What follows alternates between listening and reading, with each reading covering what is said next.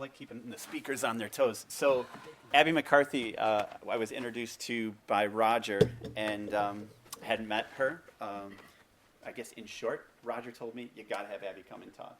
So, Abby, we're ready for you. All right. Thank you for coming. Unlike how you were hoping people would show up, I felt sort of otherwise.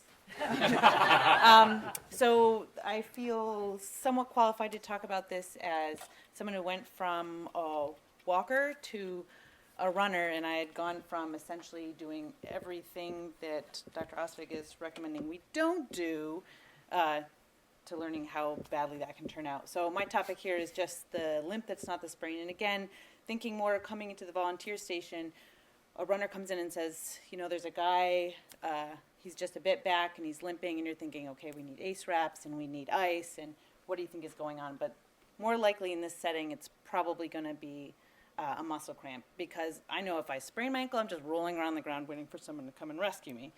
Let's see. Oh, dear.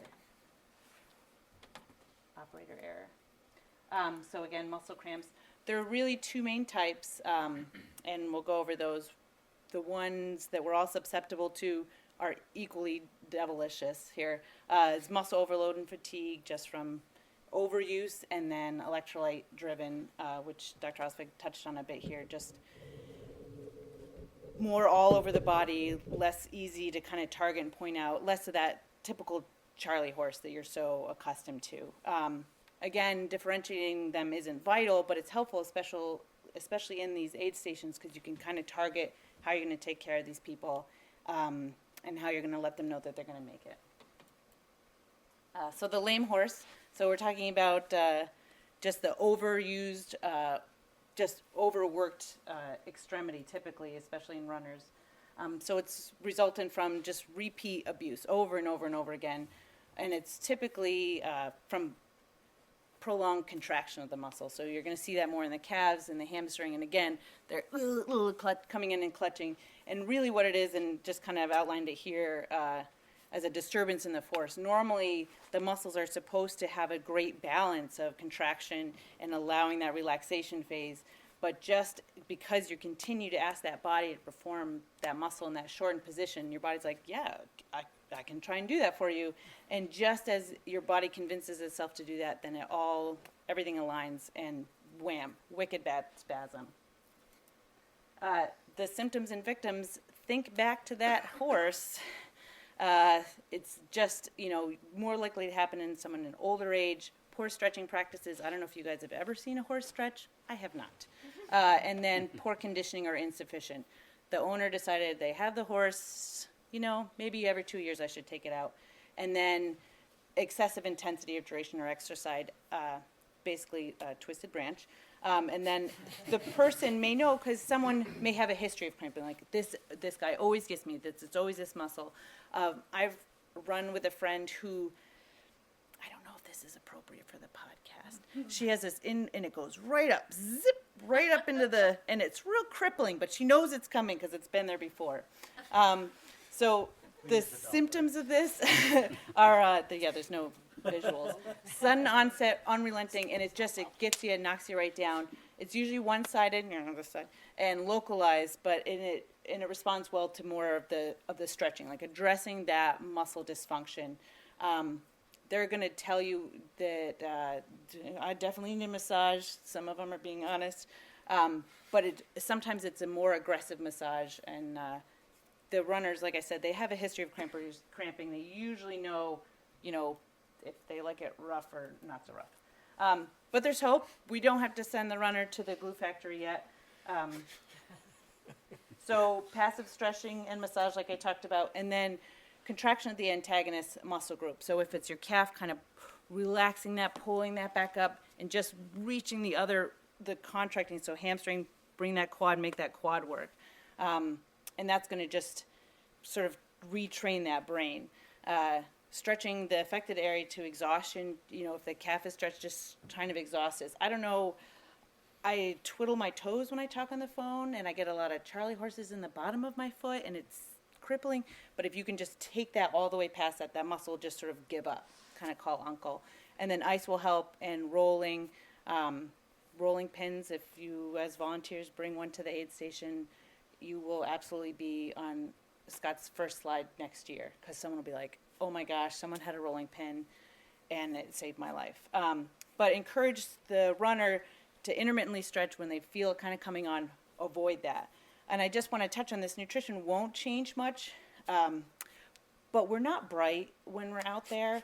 And especially when the race isn't going to plan, we get a little touched. You can see it. You can see it in our faces. You can see it by the fact that we signed up for an ultra marathon.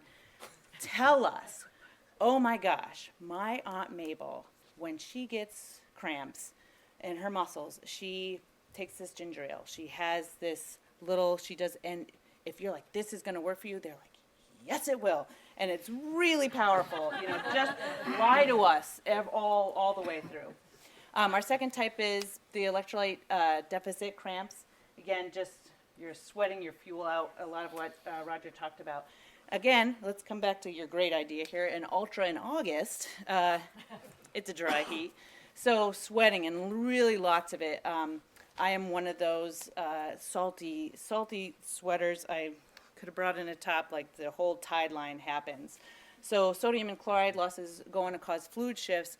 So your whole body, the dynamics get all screwed up. And you'll see people with big poofy hands and they're like, oh, it's because they've been down. No, there's more than that going on. And with a high sweat rate that people may not be aware of if the weather's not perfect, if it's like a cold day or a rainy day or early in the race while it's still dark out, people aren't really replacing everything they need to. Then also coming in, I'm a frequent urinator and I hate having that feeling before a race, so I probably underhydrate on the front end of the race. So they're coming in, they're a little dehydrated to start. They didn't eat the right meal because they traveled, so they're coming in at a bad baseline. So these are the people who are a little more susceptible to it. They look like me. So unlike that overuse that kind of comes on at once, this is more like, this is a Richter scale. It kind of creeps in a little bit by little bit. And initially it's the highly active group, so it'll look very similar, but it's going to be less likely to be one unit all at once. It's maybe here and bilateral. It may be, in your arms for whatever reason, or you may feel a spasm in your neck. It's less likely the ones that are overworked as it kind of goes down the line. But there's hope. You can still get around that barrier. So you want to secure the building before the whole thing falls apart. Again, really promptly getting those electrolytes back in place. Water is not bad. I mean, I'm sorry to tell the Noons, the Tailwinds, the Scratches, the Powerades, Gatorades. Water is pretty great, and it will do a good job, but it only works at this state to act as a medium for something else that needs replacement.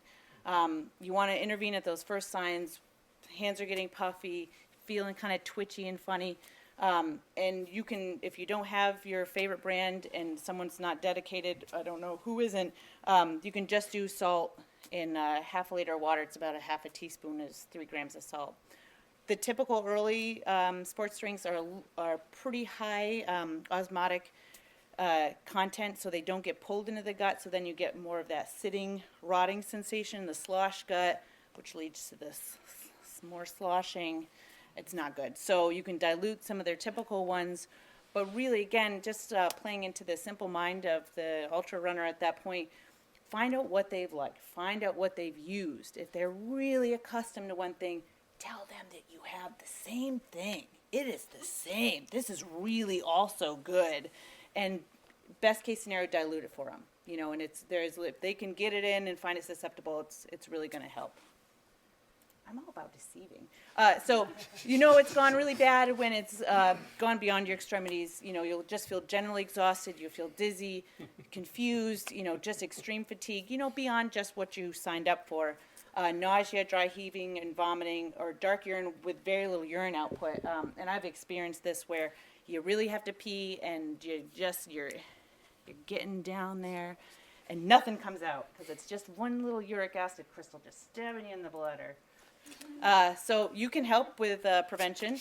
You want to make sure as your runners come in, keep them hydrated, get them drinking first. Look at their clothes. Look at how salty and crusty their little faces look, and get them what you can see that they don't know that they need. and avoid too much of a good thing. You don't want to overhydrate them. If someone comes in and they take out like 2 water bladders and they're like, we're out of water, you just want half of this, lies again. And avoid like really high sugar sports drinks. Keep them kind of down on the low side. Being crampy is crappy. So when in doubt, if you don't know what it is, just ask them to stretch, massage. Look at this pit crew, and this is what makes runners happy. When you guys do an awesome job, you get a happy runner who just knows how to keep going. So lie to us, tell us we look great, tell us we look strong, and we'll be in good shape.